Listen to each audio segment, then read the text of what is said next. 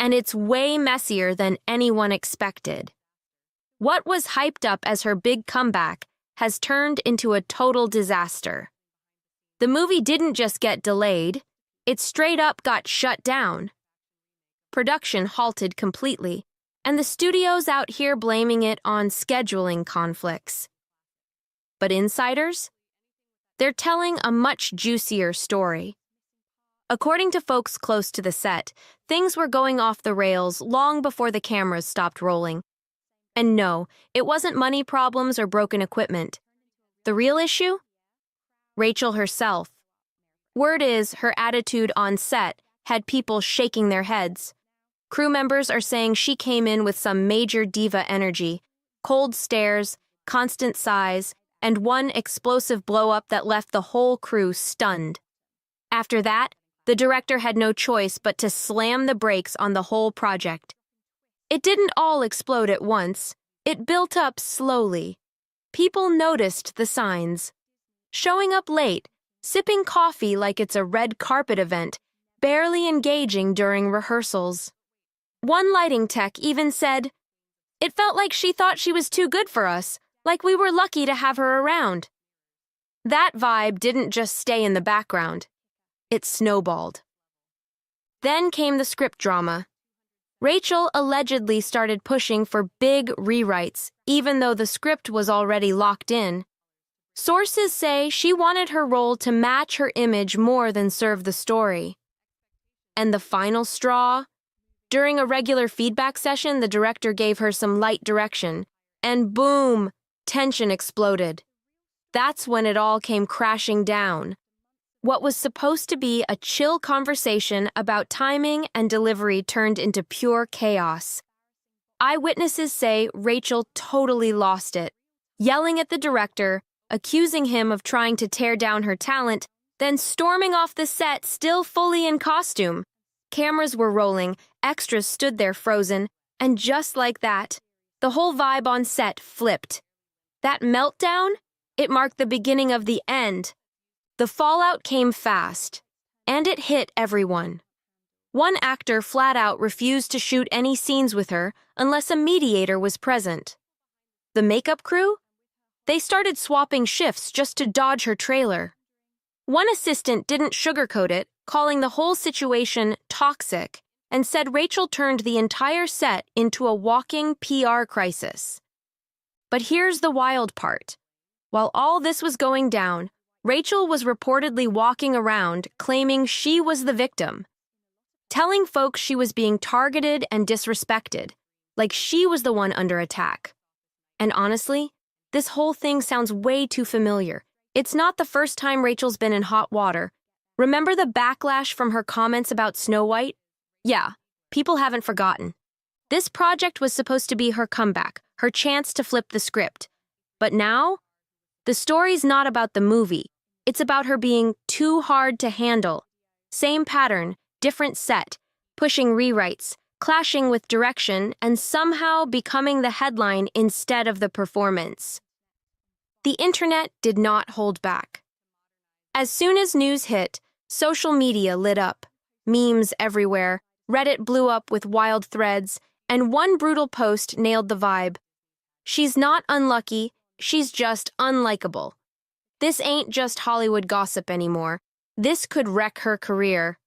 And let's be real, this wasn't some low-budget side project. This was a big-league, studio-backed film meant to fix the mess from her past PR nightmares.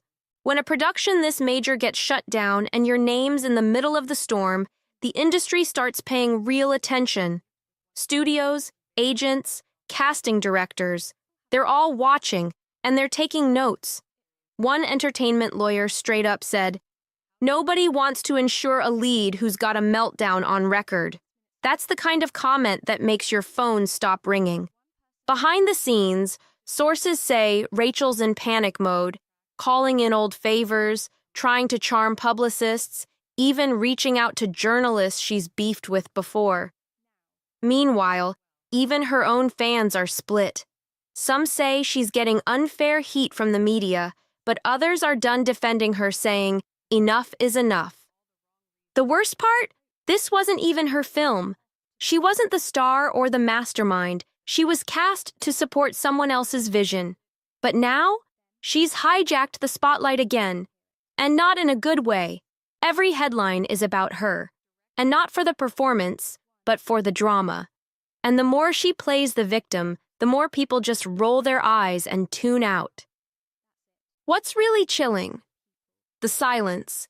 Nobody from Hollywood has stepped up to back her. No co-stars speaking out. No past directors showing support. Nothing. That kind of quiet says everything. What's even louder than the drama? The silence. And not just any silence, a cold, calculated one that's way too obvious to ignore. No, she's great to work with tweets. No vague Instagram stories with heart emojis, nothing. Not even the usual fake Hollywood fluff.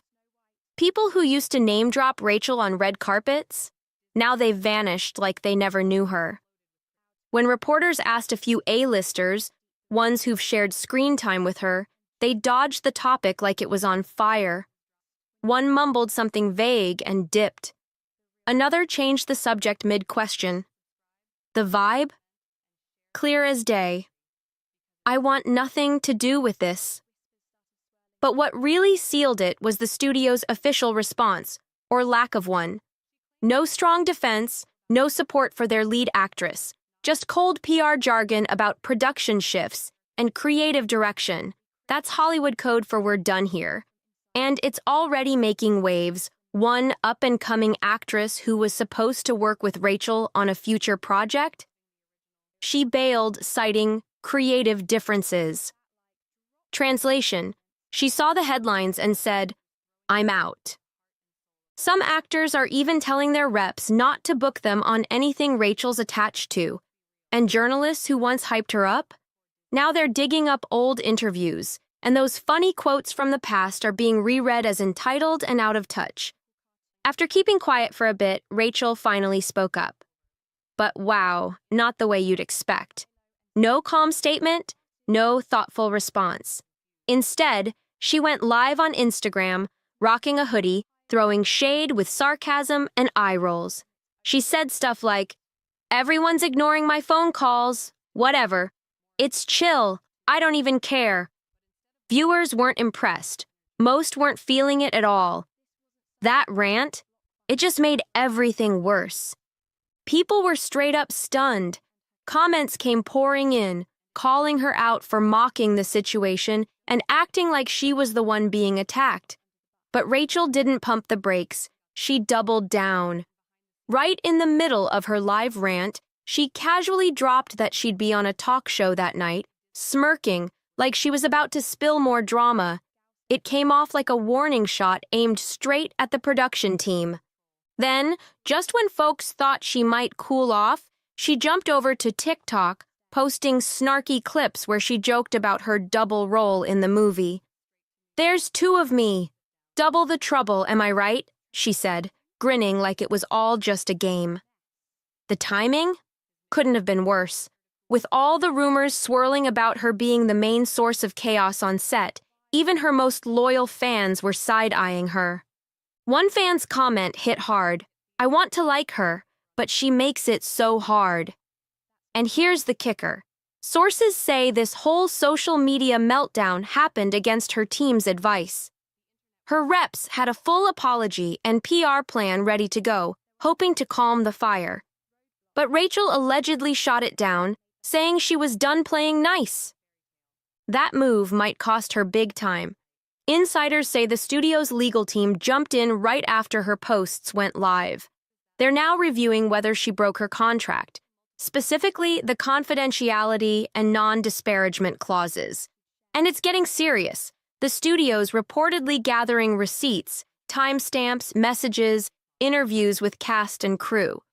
One assistant even told them she felt genuinely unsafe during a rehearsal where Rachel screamed during a blocked scene. This isn't just about bad press anymore. This could turn into a legal mess. Rachel's own legal team reportedly told her to zip it, go quiet, lay low. But by then, the damage was already done. Online hashtags like #replace Zegler started trending fast. Fans began dropping edited clips, replacing her with other actresses. Brutal. And while all this played out loud online, the studio kept totally silent, which usually screams one thing: legal talks happening behind the scenes. One source close to the executive producer said it straight. This is now a containment situation. It's not about wrapping up a movie anymore. It's about making sure this mess doesn't bankrupt everyone involved. And here's the scary part. Insurance companies can straight up refuse to cover losses if the lead causes chaos. Rachel's blow-ups? They could be worth millions in damage. Whispers in the halls say the studio's already working on a legal exit plan, a separation clause that would let them drop Rachel without scrapping the whole project. Basically, a rescue mission to save the movie without hitting reset. But the fallout keeps spreading. PR teams from multiple agencies have flagged her as high risk. Talent managers are warning clients, don't take pics with her, don't even stand next to her. A major brand that had her locked in for a big campaign? They erased her from everything. No announcement, no apology, just gone. And now, this isn't just about Rachel anymore. Her situation has kicked off bigger convos in Hollywood, especially about young stars with huge online followings and zero filter. One insider didn't hold back. She's a walking HR risk. The red flags were there from day one. We just ignored them because the hype was loud.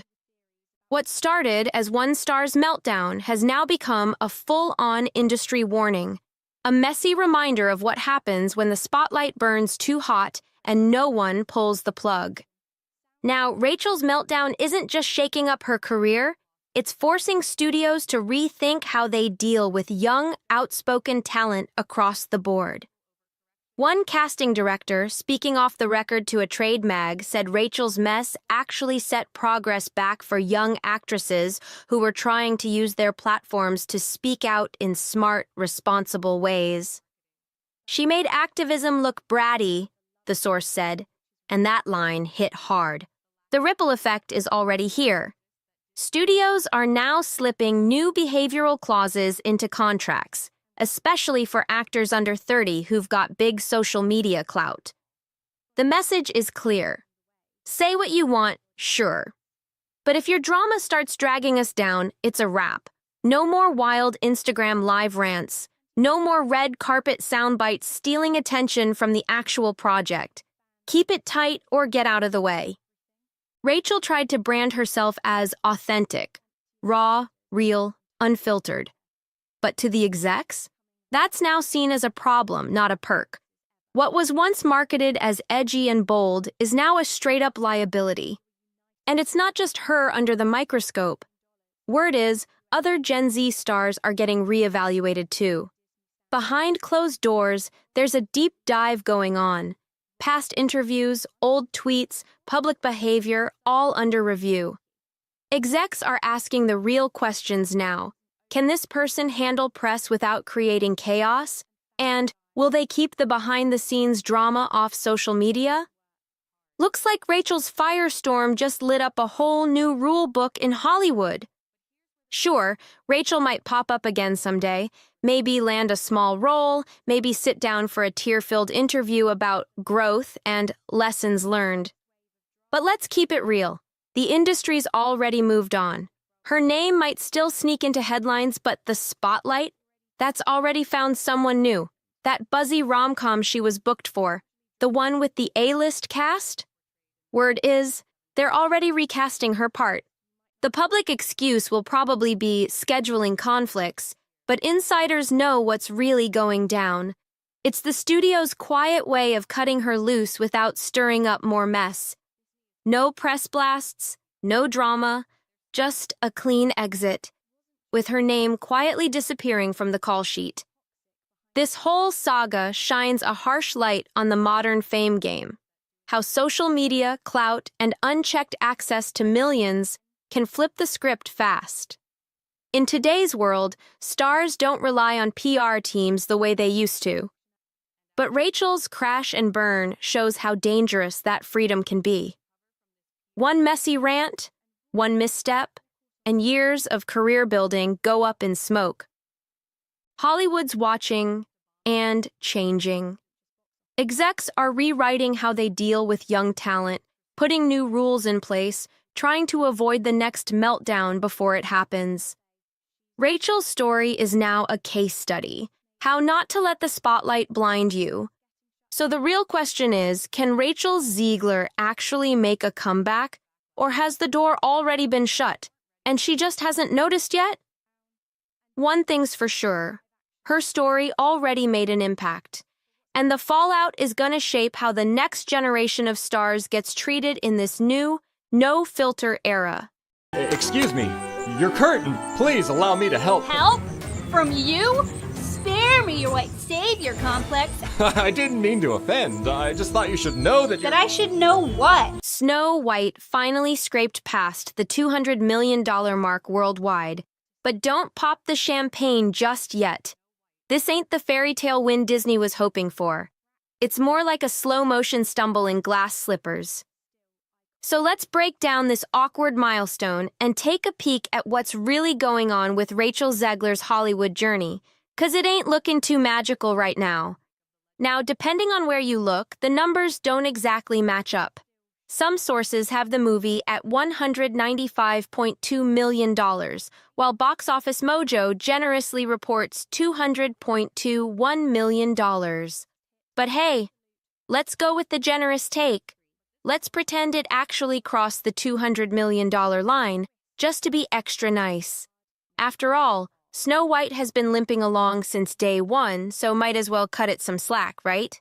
But let's not sugarcoat it. This movie flopped hard. Sure, $200 million might sound okay, until you look at what Disney dropped into it. Most reports say the production budget was around $260 to $269 million, and that's before the pricey reshoots. That means the real spend likely soared past $300 million.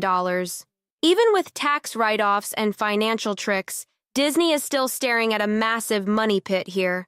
So, what were they thinking? Spending that kind of cash on a film led by someone who, let's be real, isn't exactly a household name? Rachel Zegler might be talented, but she wasn't carrying A-list clout. This kind of budget needs guaranteed star power, not Hollywood wishful thinking. Rachel Zegler's rise in Hollywood is looking more forced than natural. If you check her IMDb, West Side Story was basically her big break, and since then, it feels like the industry is desperate to make her the next big thing, whether people are buying it or not. But here's the issue. She still hasn't starred in a single movie that actually hit big with audiences. Some defenders might point to Snow White's 72% audience score on Rotten Tomatoes, trying to spin it like there's love out there. But let's keep it real. That score comes from the tiny handful of folks who even bothered to watch it in theaters. And with Rotten Tomatoes tweaking how they count scores, that number might be more smoke and mirrors than truth. The actual feedback? It's rough. The critic score is sitting at a pitiful 37%. One verified reviewer nailed it, saying the original Snow White was a 10/10. And if you're gonna touch a classic like that, you'd better respect it, not butcher it into something totally unrecognizable. But here's the wild twist. This movie doesn't tank because of Zegler. It sinks despite her. She's not the one who broke it. The writing was already trash. The script is broken at the foundation, and no actress, no matter how talented, could have fixed this mess. Now back to the numbers. Yeah, Disney might have hit that $200 million mark globally, but after the theaters take their slice, Disney's cut is only around $100 million. That's a brutal hit when you remember the production budget pushed $300 million. And we're not even talking about the massive marketing costs yet. Even with their lighter promo push, insiders say that added another $100 million. So we're talking about a $200 million loss. That's not just a flop, that's a full-blown disaster. Now let's talk about Rachel Zegler's situation after all this heat. Rachel Zegler's latest move? She's hitting the stage at the legendary London Palladium in a production of Ada, stepping into the role of Eva Peron, a part that should be a big, glamorous win for her career. The promo posters hype her up as Golden Globe winner Rachel Zegler and proudly list her roles in Disney's Snow White, West Side Story, and The Hunger Games. Sounds impressive, right? But here's the kicker, it's crickets at the box office. When you check the ticket site for June performances, it's a sea of green lights.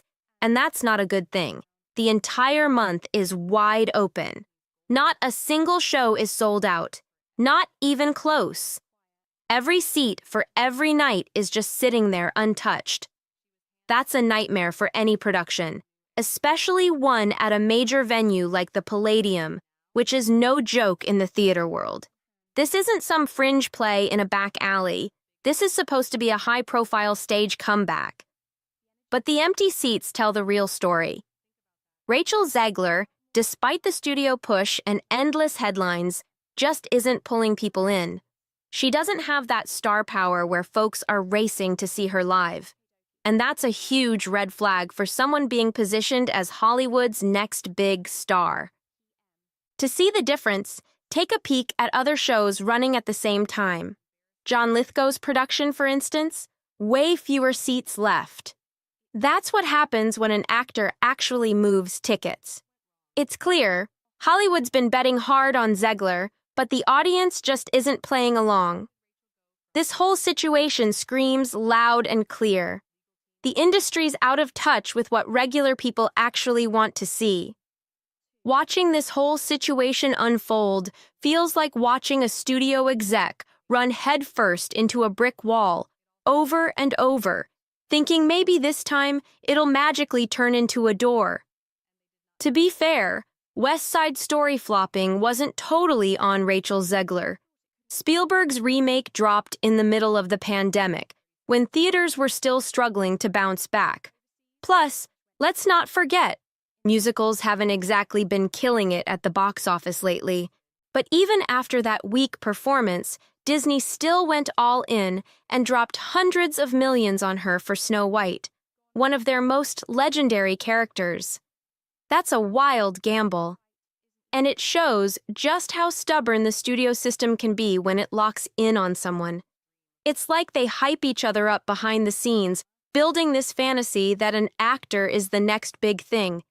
Even when the audience clearly isn't feeling it, it's giving serious déjà vu. Remember how Hollywood kept pushing Jai Courtney or Sam Worthington into every blockbuster they could, even though the buzz from viewers was meh at best? That same playbook is being used again here. The Snow White box office numbers aren't just bad, they're brutal. When you crunch the real numbers, Disney's staring at a loss of around $200 million. That's not a stumble, it's a full-on faceplant. Back in the day, a flop that size could seriously derail a rising star's career. But now, Hollywood's just doubling down. It's like they've made their casting choices and they're sticking to them no matter what. And the real twist in this story? Rachel Zegler didn't exactly help herself either. Before the movie even dropped, some of her own comments about Snow White stirred up a lot of drama. In interview after interview, Rachel Zegler made comments that rubbed longtime fans the wrong way. Hard. She called the prince stalkerish and said the new Snow White would fix outdated elements from the original 1937 classic. That didn't go over well. At all. The moment those clips started circulating, it turned into a PR meltdown. She ended up alienating the exact fans Disney was counting on before the film even hit theaters. Here's the thing, when an actor publicly disses the source material, especially something as beloved as Snow White, it almost never ends well. It sends a loud message. I don't really get what made the original special. And audiences pick up on that quick. Successful actors in hit remakes usually show major respect for the classics. They talk about how much they loved the original and then explain how they're adding a fresh twist. That balance matters. Now, the AIDA situation makes this whole thing even more telling. Stage shows don't run on hype, they run on skill. Theater fans are picky, and they'll drop serious money for shows they believe in. So when a huge venue like the London Palladium has zero buzz and every seat wide open for someone with Hollywood star status, that's loud, real loud. Sure, you could argue that theater and film are two different games, but real stars, the ones who click with people, usually shine across both. Think of Hugh Jackman. He can dominate Broadway and pack cinemas without blinking. Those kinds of performers don't struggle to fill seats. What's wild is how entertainment media still keeps pushing this Rachel Zegler is a major star story. They keep shouting about her Golden Globe win for West Side Story, like that one award cancels out all the flops. It's a perfect example of how Hollywood builds a narrative out of thin air, even when the facts on the ground tell a completely different story. Hollywood is out here trying to force a star into existence, like they're trying to will Rachel Zegler's fame into reality just because they already cashed in on the hype. But here's the million-dollar question. How many big-budget flops can a young actor take before studios finally stop betting the bank on them? Back in the day, not many. One or two failures and you were toast. But today's Hollywood? They're pushing forward like losses don't even matter. And here's the weird part. Most people don't even hate Zegler. It's not like audiences are booing her off screens. Like we said earlier, Snow White didn't tank because of her acting. The real villains were the awful script and head-scratching creative choices. She's got the skills. She can sing, she can act, she's clearly got some talent. The problem is how the studios are handling her. They threw her straight into mega productions with no warm-up, skipping the part where she builds a loyal fan base or proves she can bring in box office numbers. That kind of star-making blitz just doesn't work anymore. These days, viewers have unlimited choices at their fingertips, and nobody's gonna buy a ticket just because Hollywood says, "Hey, she's a star now." True star power grows naturally. You earn it with standout roles, smart career moves, and connecting with fans in a real way. It's not something you can fake with awards and fancy promo. Just look at how the real breakout stars are doing it. Florence Pugh, Timothée Chalamet, Zendaya, they took their time, mixed indie hits with smart blockbuster roles, and won people over piece by piece. That's how you actually build a career that lasts. Studios need to stop force-feeding stardom and start letting it happen the way it's supposed to, through talent and trust from the audience. Actors like Florence Pugh and Zendaya were given time. Time to grow their fan base, sharpen their skills, and pick roles that actually made sense. They weren't tossed into the deep end of $300 million bets from the jump. But with Snow White and now Ada, Rachel Zegler's been dropped into the spotlight without the usual foundation, and now the cracks are showing big time. So here we are. Her supposed star vehicle flopped at the box office. Her high-profile stage debut couldn't sell a single row of seats. In old-school Hollywood, this would be the moment to step back, regroup, and reset the career path. But not now. The industry seems stubbornly locked in on Zegler, pushing forward like the warning signs don't exist. Her next major gig was the Hunger Games prequel, The Ballad of Songbirds and Snakes, where she played Lucy Gray Baird. It pulled in about $330 million globally off a $100 million budget. Not bad at all. But let's be real, that wasn't a Rachel Zegler success. That was the Hunger Games brand carrying the weight.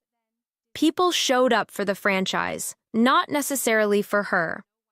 If a Hollywood exec looked at this with a clear head, they'd be hitting the brakes. The box office numbers aren't lining up with the investment being poured into her. Betting big on a lead who hasn't proven they can carry a movie solo? That's risky business. It's like watching someone lose hand after hand at a casino, but still shoving chips onto the table like the next round is the one. And now? Despite Snow White's weak performance, Disney's still pushing forward, planning to release it in China this June, clearly praying for a financial lifeline. But here's the problem. China's box office has become real picky with Western films. Unless Snow White has some hidden appeal that magically connects with Chinese audiences, which seems super unlikely given how Western and niche the fairy tale is, this just screams desperation. This whole mess highlights the real issue: Hollywood's obsession with manufacturing stars instead of letting them earn it the old-fashioned way. When you skip the groundwork, you end up with flops, frustration, and empty theaters. Rachel Zegler could have had a whole different path if Hollywood just played it smart. If she'd been allowed to slowly climb the ladder, with solid roles in smaller films, supporting parts, maybe a few indie gems, she might be in a completely different spot right now. But instead, she got thrown straight into the deep end, slapped on the posters of massive, expensive movies before she even had a chance to prove herself. Now she's the face of multiple high-profile flops, and that kind of label sticks, fair or not. This fast-track-to-stardom game isn't just risky for studios, it can straight-up damage careers. When a new actor gets pushed into the spotlight too soon and the project tanks, it builds a story around them. Suddenly, they're seen as not bankable, even if the failure had nothing to do with their performance. It's a harsh cycle, and once that narrative sets in, it's real hard to shake off. What makes Zegler's situation so fascinating is how it ties into the bigger shifts happening in entertainment. That old-school idea of a movie star pulling in crowds on name alone? It's fading fast. People today aren't just chasing names, they want good stories, strong franchises, and fresh concepts. Who's starring in the film? That's secondary. And this new reality makes things tough for up-and-coming actors. Studios still want big names to reduce risk, but it's almost impossible to become a big name without time, patience, and the right roles. So what happens? Studios panic and try to create instant stars through massive tentpole films. But without that gradual growth, it almost always backfires. Look at the ones who did break through and stick around. Florence Pugh, Zendaya, Timothée Chalamet. They balanced their careers. They mixed prestige dramas with blockbuster hits, indies with studio productions. That kind of strategy shows range, builds trust with critics, and reaches different parts of the audience. That's the blueprint. Earn it step by step, not by skipping to the finale. Rachel Zegler never really got the chance to grow into stardom. She got catapulted straight into mega-budget territory, and now she's stuck with the fallout. But the real takeaway here isn't that she lacks talent or potential. It's way bigger than that. What we're seeing is a total breakdown in how Hollywood develops new stars. The system's busted. They've forgotten that audience connection isn't something you can just build in a boardroom. It has to be earned, role by role, film by film. You can't fake chemistry with the crowd.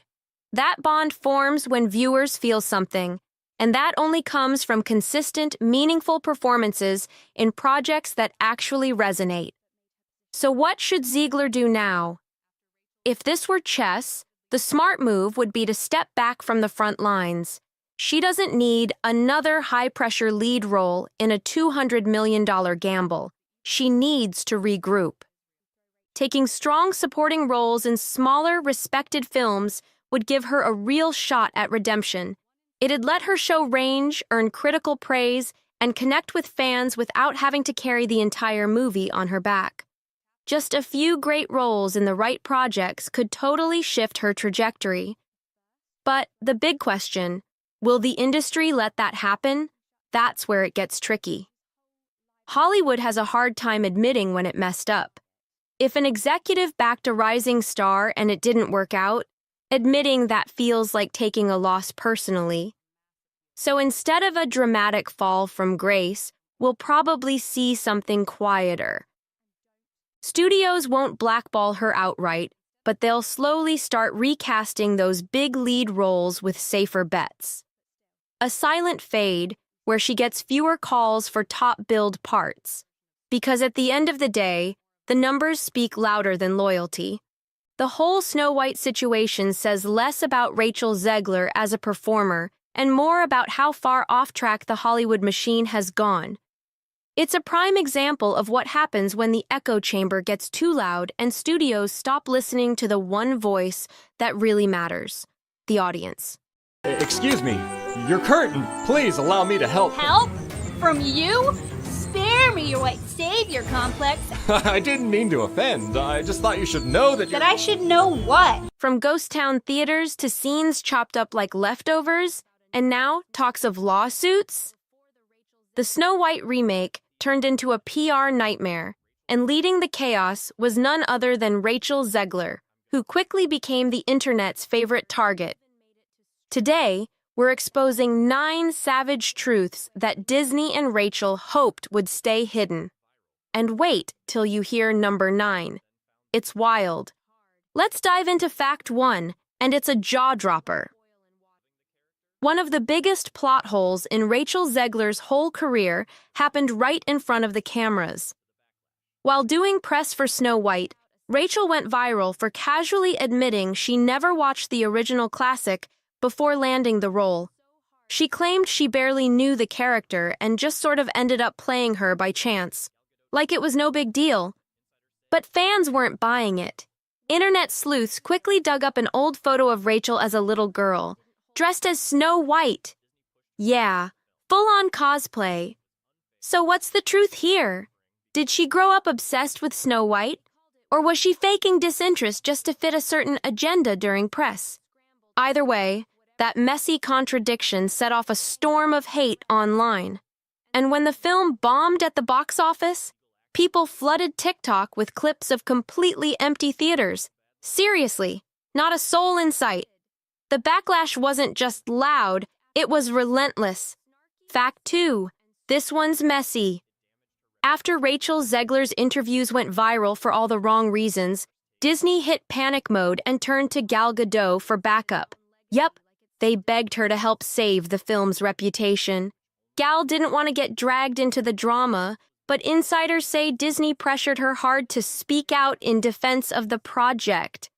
Now here's where it gets spicy. Gal reportedly thought it was straight up unfair that the entire cast and crew had to suffer because of one actress's so-called woke takes. On set, Gal and Rachel were cool, but definitely not friends, just professionals doing their jobs and keeping it moving.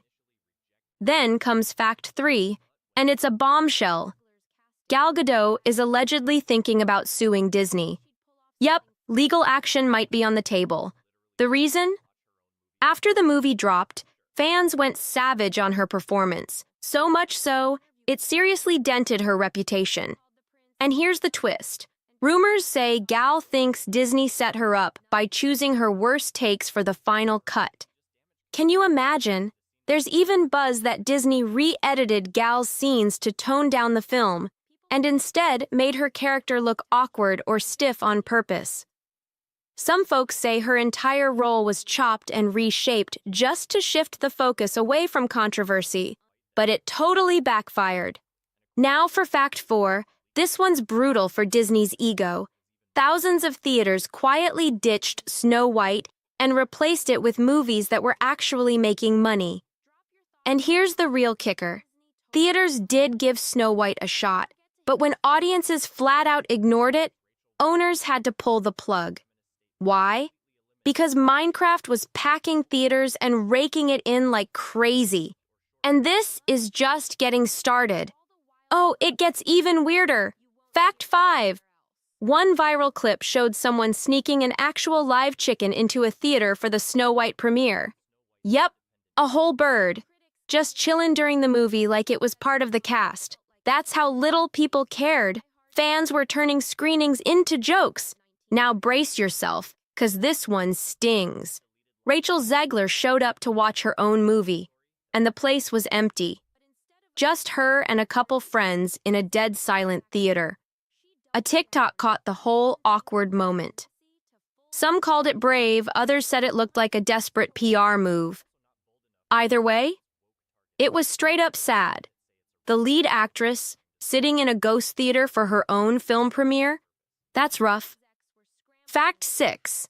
This explains a lot. The final cut of Snow White that dropped in theaters? Heavily sliced and diced. According to leaked reports and Reddit sleuths, Disney butchered entire scenes after early test screenings warned them this thing was going to tank hard if they didn't act fast. Why? Because the original version was allegedly way more extreme with its messaging. Rumor has it, Rachel pushed for Snow White to make heavy-handed feminist statements, completely scrapping the prince's emotional arc in the process. Multiple prince scenes got axed or cut short. Rachel even publicly said that his role was basically erased to make Snow White look more independent.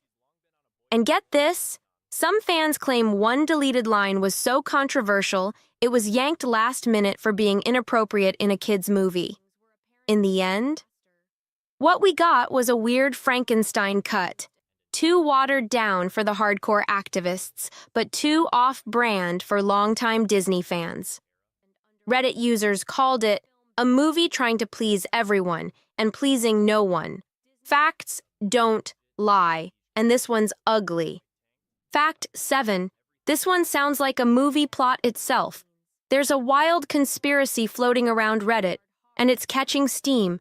Some users believe Disney let Snow White flop on purpose. Sounds crazy? Not so fast. The theory claims Disney already knew the film was doomed and didn't bother fixing it, because it might have been part of a money laundering game behind the scenes. Yeah, that's what people are whispering.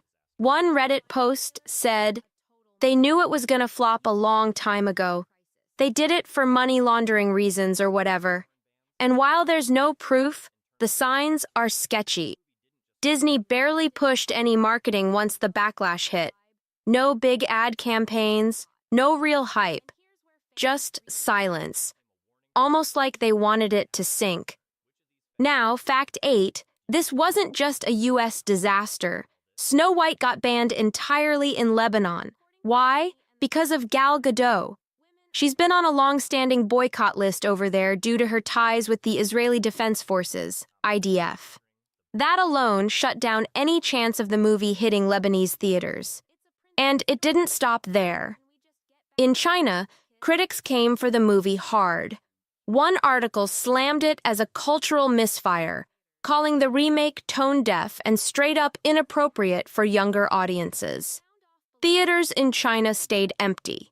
Footage popped up online showing IMAX screenings with only a few scattered viewers. For a global Disney film, that's a massive flop. Then comes fact 9, and it's huge. After this disaster, Disney quietly canceled several upcoming remakes. And the biggest loss? Tangled. Yep, Rapunzel's big live-action debut was supposed to be the crown jewel of Disney's reboot era. Mega budget, big-name cast, prestige rollout. But after Snow White's meltdown, insiders say Disney pulled the plug fast. They didn't announce it publicly, but fans noticed the signs. Casting updates vanished. Set leaks? Gone. No more PR mentions, no buzz, nothing. Just silence. Like the whole project never existed. This wasn't just a flop, it changed Disney's entire game plan. Fact 10, and it's a straight-up plot twist. Behind the scenes, insiders claim Disney's execs were furious at how the Snow White disaster spiraled out of control. Not just because of the flop, but because the controversy dragged the whole studio's image through the mud. People weren't just clowning the movie, they were clowning Disney itself. One source even said top brass called the situation a PR nightmare we walked into blind. And here's the kicker. Disney reportedly blocked Rachel Zegler from doing any more unscripted interviews after the chaos exploded.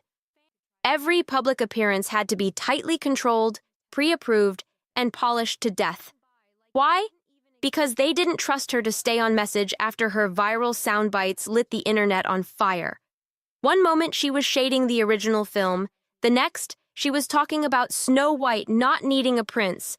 Fans were furious and the memes were merciless.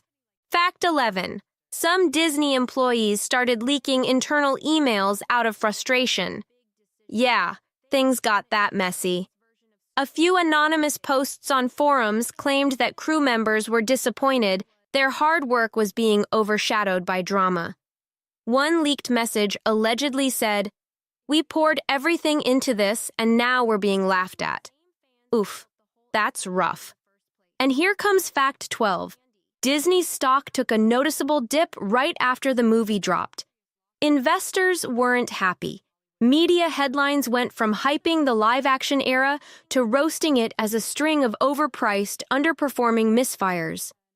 Snow White wasn't just a bad look. It triggered panic inside the Mouse House. This saga's not just about one film flopping. It exposed the cracks in Disney's billion-dollar remake machine. From on-set tension to global embarrassment, this wasn't a fairy tale. It was a total disaster wrapped in glitter and panic. Want the next piece? It gets even messier. And here's the final twist. One last irony that stings. Even before Tangled got canned, fans were already joking online about what a woke version of it might look like.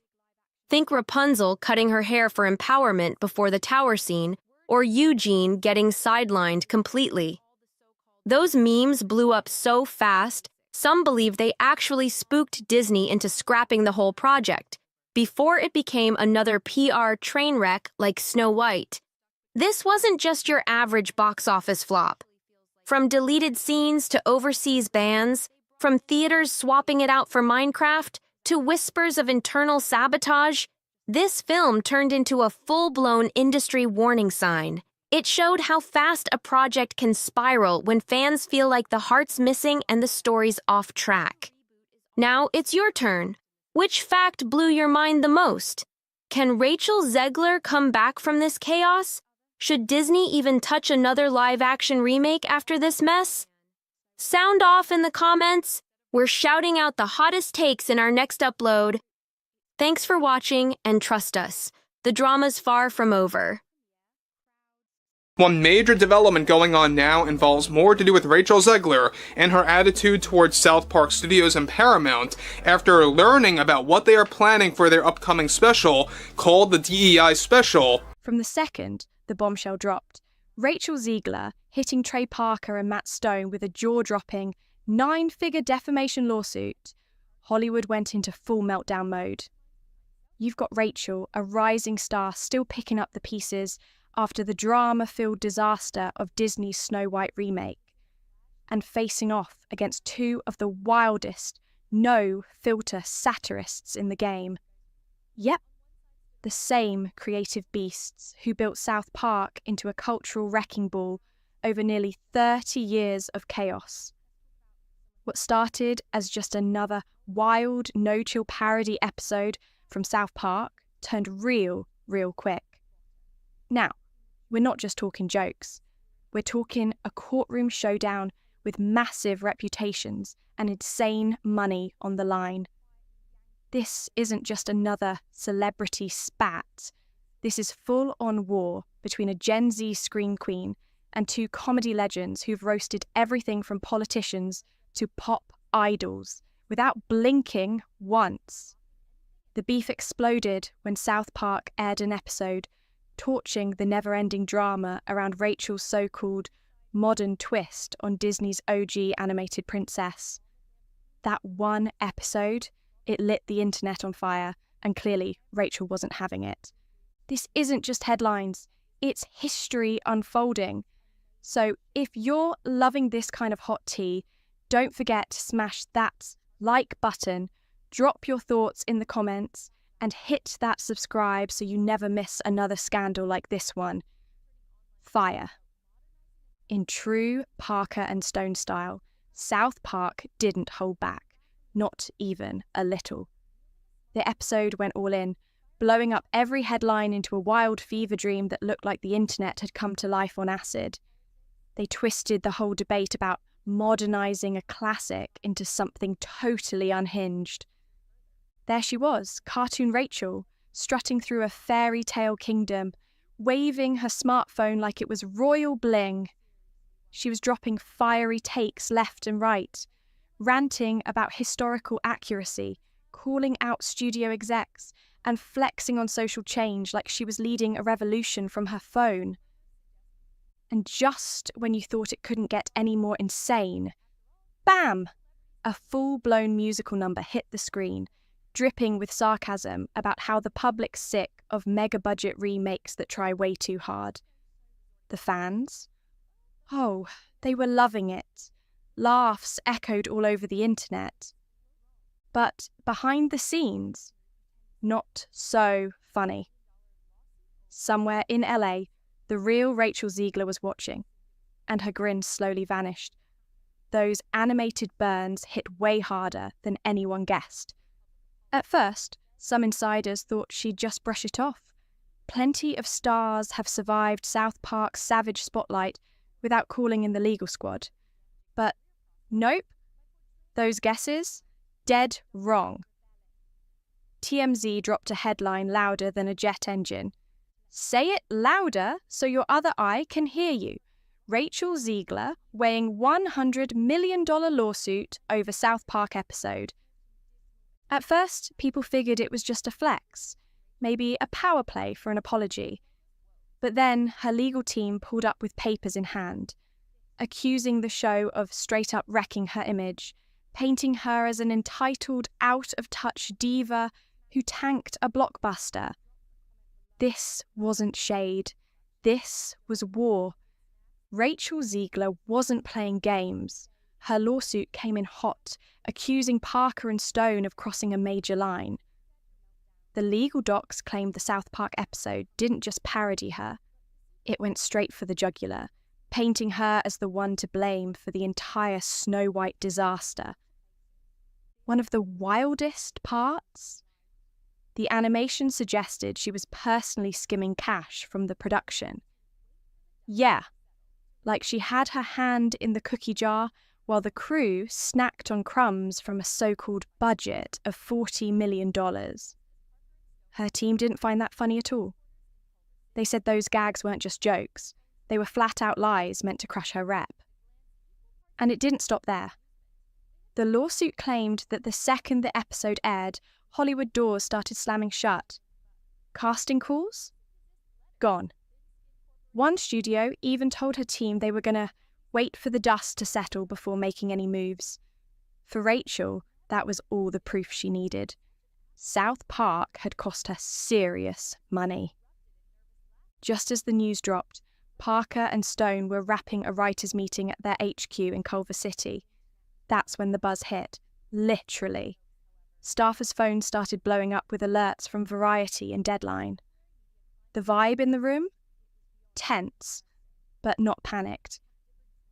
The two co-creators just locked eyes, half irritated, half amused. After all, this wasn't their first rodeo. Over the years, they've taken heat from religious groups, corporate giants, and even protesters outside Comedy Central. But this felt different, and way more personal. No actor had ever asked for this kind of money from a single TV episode. Rachel's $100 million lawsuit sent shockwaves through the South Park offices. The writer's room, caught between disbelief and panic, broke into nervous laughter. Someone joked, "Well, guess we're finally worth $100 million each." But beneath the sarcasm, real tension. Trey and Matt knew times had changed. Back in 1997, South Park could get away with wild jokes under the radar, tucked safely inside late-night cable slots. Now, one scene can hit TikTok, Twitter, and YouTube in seconds, blasting across a global audience that's way more divided and way more vocal. And if a court actually ruled that their Snow White spoof was defamatory, that wouldn't just mess with future episodes. It could shake their entire empire. We're talking $1 billion deal with Paramount Plus stuffed with spin-offs, movies, and more. One bad ruling could turn the kings of comedy into liabilities overnight. Social media lit up like fireworks, completely split down the middle. On one side, people who saw Rachel as a victim of online hate. They backed her move and called it brave, saying she was finally standing up to what they called animation harassment. On the flip side, a loud crew claimed Trey and Matt were the last real soldiers fighting for no-holds-barred comedy. They threw their support behind the trending hashtag, #satire is not slander.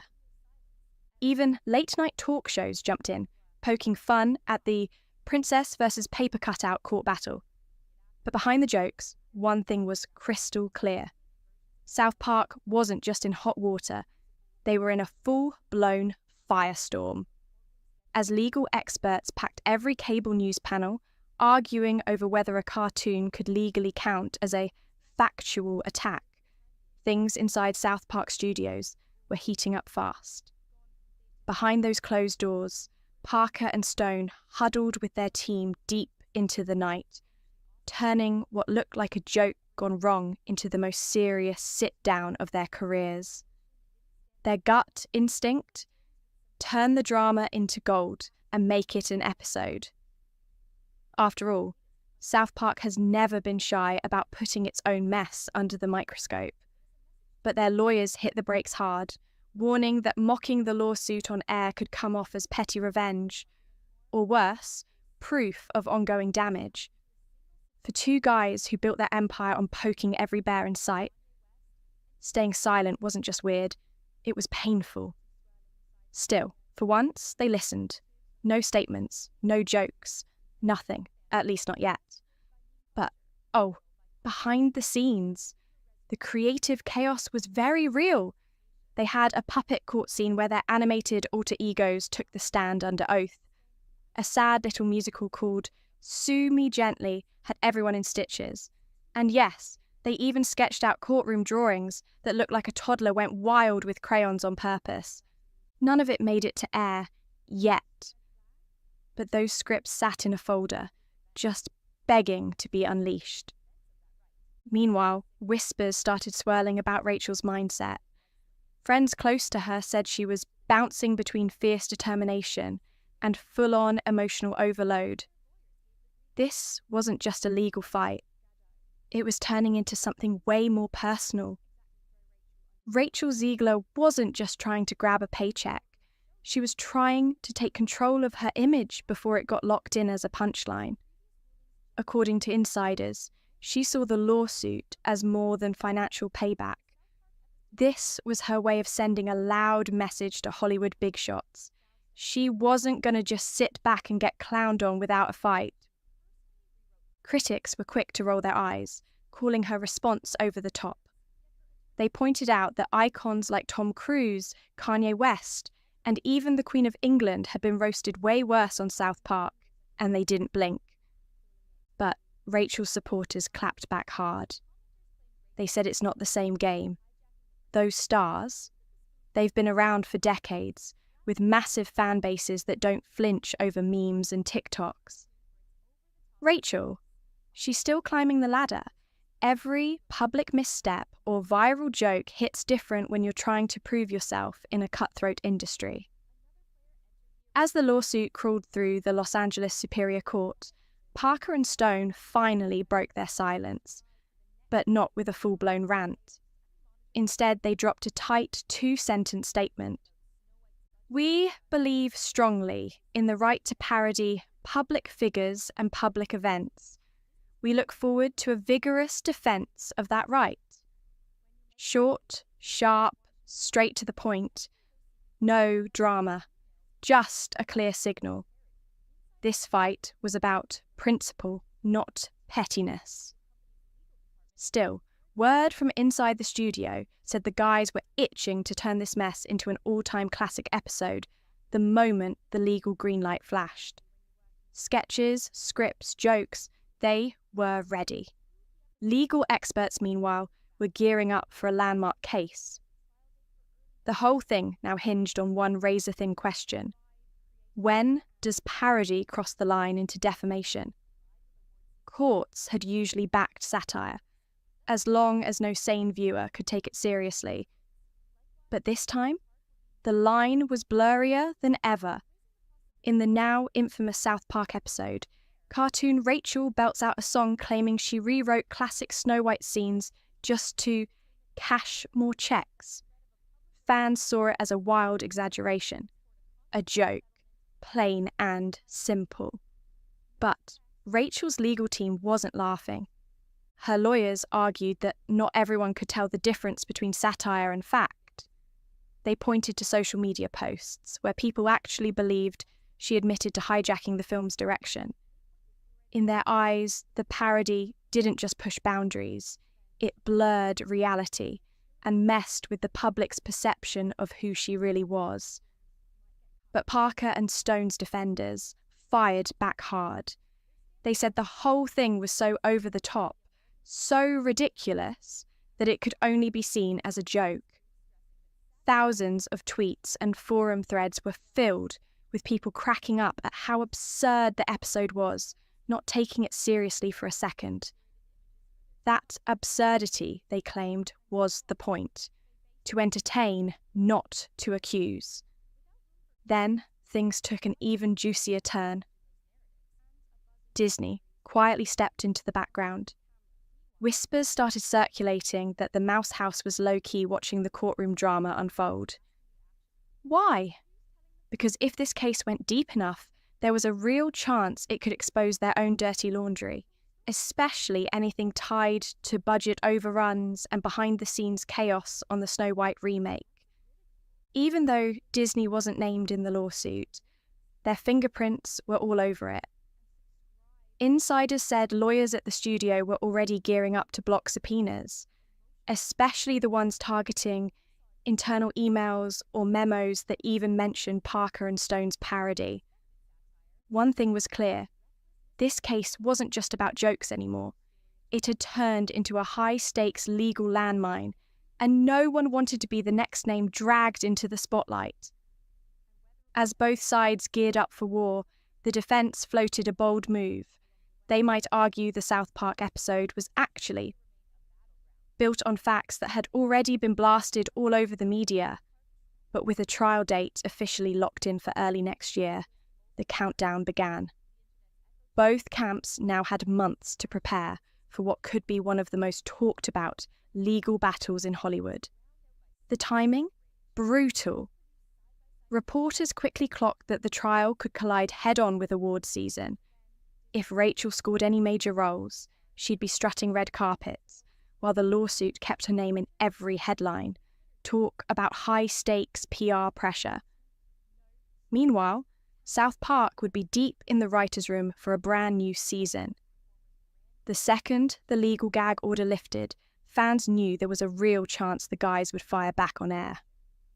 Entertainment lawyers whispered about a possible settlement to avoid the media chaos. A private deal, sealed behind closed doors, could spare both sides the circus. But Parker and Stone weren't budging. They made it clear they would not pay to keep making jokes. Trey even told a colleague, "If we pay up now, the next joke dies before we even write it." Their position struck a nerve, and a chord, with free speech advocates. The American Civil Liberties Union jumped in, filing an amicus brief that came out swinging in defense of satire. The brief argued that parody plays a vital watchdog role. It claimed Hollywood stars are often wrapped in PR armor, protected by studios obsessed with image control. Without satire, the public would never get to see behind the curtain. Meanwhile, Rachel's camp launched their own low-key media push. Instead of framing the suit as an attack on comedy, they started shifting the narrative. This wasn't about crushing free speech. It was about one person fighting back when things got way too personal. Rachel Zegler, once just a rising actress, was now under a blinding spotlight, dragged through months of online jokes, memes, and finally, that animated South Park parody watched by millions. Then came her appearance on late-night TV, but not on the usual edgy circuit. She chose a show known for its calmer vibe, and she got real. Holding back tears, but keeping her cool, Rachel spoke directly to the audience. She said she respected satire, but she wasn't okay with reckless misrepresentations that could wreck someone's career. Her words hit home, sparking another media frenzy. Some outlets praised her bravery, others slammed her as too sensitive for the spotlight. Meanwhile, social media stayed locked in full combat mode. Team Rachel and Shulk Team South Park started trending again, trading meme for meme and clip for clip. One side posted montages of South Park's past roasts, presidents, A-listers, even royals, arguing Rachel got off light. The other side dropped deep-dive Twitter threads, breaking down how negative portrayals can kill deals, cancel castings, and mess with someone's mental peace for real. The internet turned up the volume, and any middle ground takes, drowned out by trolls, hot takes, and viral noise. Then came the first pre-trial hearing, expected to be routine, but it turned into a media circus. Reporters flooded the courthouse, hoping for a soundbite. The gallery was packed, and cameras flashed like it was the Oscars. Parker and Stone showed up dressed the part, quiet suits, clean cuts, but they couldn't help slipping in a smirk here and there. That South Park flair, still there, just under the surface. By this point, it was clear. This wasn't just a legal fight. It was a culture war, wrapped in comedy, fame, and one very public question. How far is too far when the punchline hits a real person? But in this digital age, where every joke can go viral in seconds and every misstep gets frozen in memes, even comedy legends like Parker and Stone had to face the truth. Satire might be free, but it's not free of consequences. In Hollywood's ever-growing storybook of scandals and showdowns, this clash will stand out as a loud, unforgettable chapter. One cartoon. Just a few minutes of animated madness. That's all it took to ignite a multi-million-dollar legal war, forcing the world to ask, when does humour stop being funny and start becoming harmful?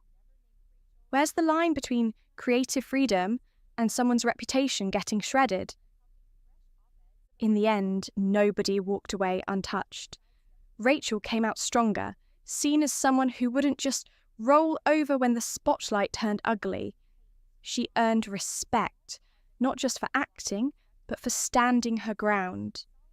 And South Park. They didn't fold, but they came out with a new kind of awareness. Even the boldest punchlines can echo longer and louder than ever before, affecting real people far beyond the cartoon frame. Years from now, this case might live on in law school lectures or pop culture recaps. A princess versus paper cutout saga that once gripped Hollywood like wildfire. But for those who lived it, the message was crystal clear. Creativity and criticism aren't enemies. They're dance partners, pushing and pulling, shaping what we dare to say and how far we're willing to go to say it. If you've been riding with us through this wild ride, don't forget to smash that like button, drop a comment below, and subscribe so you don't miss the next episode. Catch you next time. That the producers, far left-wing activists in Hollywood, are turning on her, and Disney has canceled all of Rachel Zegler's appearances on their media platforms. Kind of tough and there is no resolution in sight for the Walt Disney Company when it comes to Snow White 2025 at the box office. This is exactly why Bob Iger, the Disney CEO, is in pure panic mode over not just the Rachel Zegler backlash, but the entire backlash surrounding this movie in general, and just how once trusted critics that shilled for the Disney Company all the time, even they are beginning to turn their back against them. That's how bad this movie truly is. Even if you look at the IMDb rating score, that's when you really know how terrible this movie is and how it really hit rock bottom. Disney lit a firestorm the second they dropped news about a new Snow White reboot before the Rachel Zegler version even made it to streaming. That move alone, a dead giveaway they knew the first one flopped hard. Right away, fans split like oil in water. Some let out a sigh of relief, finally thinking Disney might go back to its roots. Others rolled their eyes so hard they nearly popped out, wondering why the studio was bailing so fast. Critics didn't hold back either. They called it what it was, a desperate U-turn, a last-minute scramble to win back whatever scraps of fan love were still hanging by a thread. And social media? It exploded! Meme after meme, comment after comment, snarky, savage, and straight-up brutal. People were done watching Disney mess with its own legacy like it's some disposable side project. Behind the scenes, even Hollywood insiders started backing away slowly. Nobody wanted their name tied to this mess. But how did it all spiral this far? It all started with Rachel Zegler's casting. At first, folks were curious. Maybe she'd pull off something fresh in the iconic role. But then those interview clips started going viral. She called the prince irrelevant, and basically laughed off the original love story like it meant nothing. That's when fans lost it.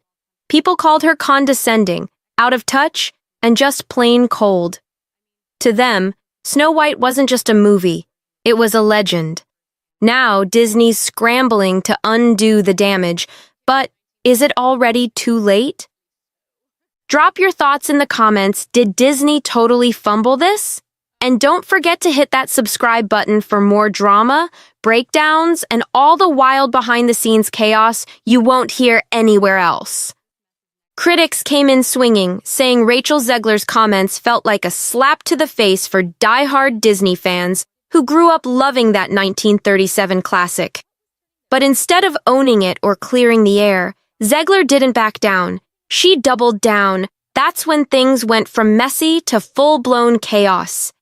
Behind closed doors, Disney execs were scrambling like the house was on fire. Their beloved live-action reboot was turning into a Hollywood punchline. And at the center of it all, Bob Iger, stuck in the CEO hot seat, trying to please everybody. On one side, old-school Disney lovers begging for the fairy tale magic to stay untouched. On the other, a wave of modern voices shouting for every single traditional element to be rewritten or scrapped altogether. Then came the whispers.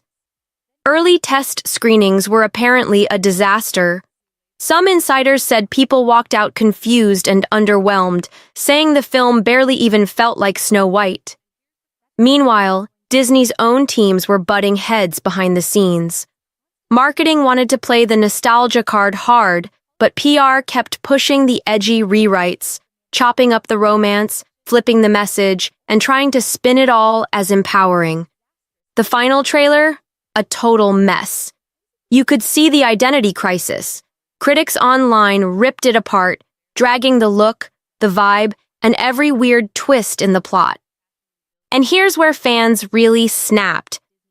So now, according to Disney and the writers of Snow White, women aren't even allowed to want love anymore, one person wrote. It's a princess story. Can we just get back to true love's kiss and that classic happily ever after? Sound off below. Was this a bold update or a total misfire? Hit subscribe for more breakdowns and behind-the-scenes tea you don't want to miss. Nobody was asking for this mess. Like, seriously, who's out here saying, we don't want a movie about true love? Since when did wanting romance become a problem? And what kind of message are we pushing if even a fairy tale princess can't chase after love anymore? The backlash got way louder Because Snow White isn't just some old cartoon to folks. That 1937 film, it made Disney. It was the first ever feature-length animated movie, a straight-up game-changer that even hardcore film critics outside the Disney bubble still respect today. So when merch for the new Snow White reboot hit store shelves, fans weren't having it. People just walked on by like it didn't even exist. Toys sat there collecting dust, untouched. Retailers started slashing prices like they were trying to get rid of leftover Halloween candy. The outrage completely killed any hype, and a lot of parents made a big decision. They weren't going to introduce this version of Snow White to their kids. One fan even said it felt like Disney was insulting the same fans who built the whole empire in the first place. That's when Disney finally woke up. They saw the writing on the wall. This thing was a flop, big time. So they made a sharp U-turn and dropped a bombshell. A brand new reboot is already in the works. They tried to spin it like this was always the plan. But let's be real, nobody's buying that. Everyone online saw it for what it was. Damage control in overdrive. Comments and memes were flying. Eye-roll emojis. Wow, that was fast posts, and side eyes all around. Now the rumor mill is spinning. Word is, this fresh reboot is ditching all the so-called modern upgrades and going back to basics. Classic songs, the iconic dwarfs done right, and a story that actually feels like Snow White. Supposedly, they brought in a new creative team, some say even legacy Disney animators, trying to recapture that original magic without twisting it into something unrecognizable. That's the plan. For now, what do you think? Is it too late for Disney to fix this? Drop a comment and smash that subscribe for the latest tea on what's coming next. Whether Disney actually follows through on this back to basics promise, that's anyone's guess. One thing's for sure, Rachel Zegler dipped. She vanished from the spotlight, stopped repping anything Disney-related, and quietly disappeared from press appearances. This same actress who once stood on stage preaching about how empowering the film was gonna be, went totally silent. Rumors started swirling that she'd become more of a liability than a lead. Even her loudest supporters on the far left side of the internet began side-eyeing her attitude. Some started asking if all that negativity was hurting more than helping. Behind the scenes, word leaked that some cast and crew felt trapped in a PR nightmare they never signed up for. What was supposed to be a magical project got completely overshadowed by one person's off-putting hot takes. Now Disney's in full apology mode. They're saying they get it now. They've learned from their mistakes and are ready to bring the magic back. They're promising a return to the heart of the 1937 classic. That means timeless romance, iconic storytelling, and actual respect for what made Snow White legendary in the first place. But fans aren't just going to believe the hype this time. They've heard these "we'll do better" speeches before. So when Disney suddenly announced a whole new reboot before the Zegler version even dropped in theaters, the reaction was icy. People weren't excited. They were suspicious. Because if you need a do-over before release day, something went really wrong. Some think this reboot push is just a desperate move to save the box office numbers with safe, feel-good nostalgia. Others are holding on to hope that Disney finally got the message after getting roasted by both critics and lifelong fans. Either way, they've got everything riding on this reboot. Another flop? It might not just ruin Snow White. It could crack the entire Disney image. Right now, merch sales are tanking, fans are louder than ever, and the media's eating it up. Even Disney's official statements sound nervous, way more humble than usual. That alone says it all. What's your take? Is this a turning point or just more spin? Drop your thoughts in the comments and hit subscribe for the real scoop on how it all plays out. They're bringing back the forest animals, the dreamy songs, and a look that actually feels like the original animation. And guess what? They're also tightening media training for their next lead, which is basically code for don't let our star go off script and trash the movie again. For real, this might be Disney's do or die moment, because if they can't even get this fairy tale right, how can fans trust them with anything else moving forward? Even if the new version ends up being solid, people are still side-eyeing it. The trust has been cracked. Folks are tired of watching Disney dig up its classics just to slap a new coat of paint on and cash out. Critics have been saying it for years. Disney's been ignoring the audience, serving up half-baked remakes nobody really wanted. But maybe, just maybe, this is the one that forces them to wake up and actually listen. Or maybe it's just another flashy distraction. There's something painfully ironic about all this. Snow White used to be the crown jewel of Disney's kingdom. And now, it's the center of a scandal that's making people question whether the magic is even still there. Because if Disney can't respect the very story that built its empire, that's not just a misstep. It's a sign something deeper is broken. Some fans are still clinging to a little bit of hope that maybe, just maybe, a total reset could bring back that sparkle. But a lot of others are done.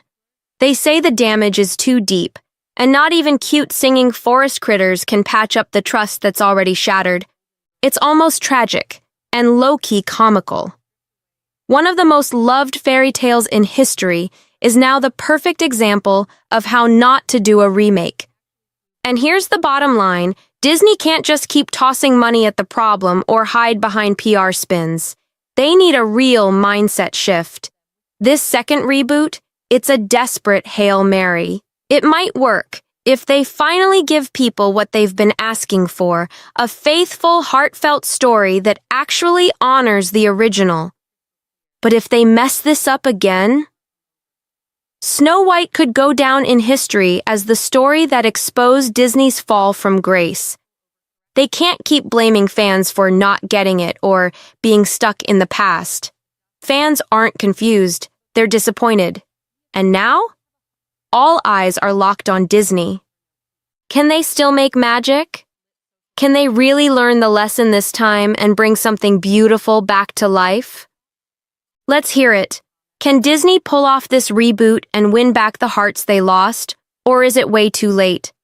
Drop your thoughts in the comments, smash that like button, hit subscribe for more deep dives, and share this video with someone who still believes in fairy tales, or at least used to. Which she signed a multi-million-dollar contract for to get paid and do publicity for. This is what you call adult responsibility and accountability. And her actions. And you can have that in your persona, but when you come out and the freedom of speech was to condemn the very thing that you're paid to build? Are you kidding me? What if Disney's most iconic princess role, Snow White, turned into a real-life disaster? That's exactly what's unfolding behind the scenes of Disney's newest live-action remake of the legendary 1937 classic. Usually, anything with that shiny Disney label What is if a one of the most guaranteed iconic moneymaker. roles in Disney's history, But this Snow time, White, it's turned turning into a heads for all real-life the wrong nightmare for reasons. everyone involved? And here's the That's question exactly got what's going people down behind the spiraling scenes with online. Disney's latest Could Rachel live-action Zegler, remake of the Disney's beloved newest leading 1937 lady, classic. actually be on the hook to And pay back millions after the movie's epic box office crash? Sounds crazy, right? But wait, this drama runs deeper than the evil queen's obsession with mirrors. Let's dive into the numbers, because this mess is next level. Disney threw down a jaw-dropping $270 million to bring this remake to life. That's more than what some small countries make in a year. Expectations were through the roof. I mean, this film was supposed to be the glamorous modern version of Walt Disney's very first animated masterpiece, the one that built the entire empire. But instead of a box office fairy tale, Snow White turned into a full-blown cautionary tale. Opening weekend only dragged in $43 million in the US, and the global total barely limped past $87 million. For a studio that's used to cashing in billions from their live-action flicks, this was beyond embarrassing. People behind the scenes are panicking, fingers are pointing, and the internet is buzzing with theories. Is Rachel getting unfairly blamed? Is Disney rethinking everything? This isn't just a flop, it's a major dent in the Disney crown. Don't miss the next bombshell in this wild saga. Hit that subscribe button, drop a comment with your thoughts, and share this madness with someone who needs the tea. It was a full-blown disaster, and trust, Disney's top dogs are freaking out. Behind the scenes at Disney HQ, pure chaos. Insiders say it's been non-stop emergency meetings with execs scrambling to figure out how this billion-dollar dream spiraled into a PR and box office nightmare. And here's where it gets downright wild. Word is Rachel Zegler, the 23-year-old star who was supposed to be Disney's golden girl, is now taking the heat for everything. Yup, she was handpicked to lead the studio's bold new era, to modernize a beloved classic. And now, she's being painted as the biggest liability Disney's had in years. Think about that. They launched her as the face of this franchise, expecting her to carry the magic. But instead of rising to the occasion, her name's now linked with one of Disney's most embarrassing box office disasters. It's that serious. So what went wrong? How did Rachel go from fresh-faced newcomer to allegedly having Disney's legal team digging through her contract, looking for ways to claw back some of her paycheck? Well, it all started with those interviews, and they did not sit right with fans. Zegler made waves for all the wrong reasons when she openly trashed the 1937 original. She called it extremely dated and took direct jabs at the love story at the heart of it all. In one now infamous interview, she even joked that the prince was a stalker and made fun of Snow White's dream of finding true love. "We didn't do that this time," she said, brushing off the fairy tale romance like it was a joke. The backlash? Instant and brutal. Fans felt betrayed, Disney was caught off guard, and the internet exploded with criticism. Want more behind-the-scenes drama? Smash that subscribe, drop a comment, and share this wild story, because it's only getting messier from here. She claimed the new Snow White was all about leadership and independence, not romance.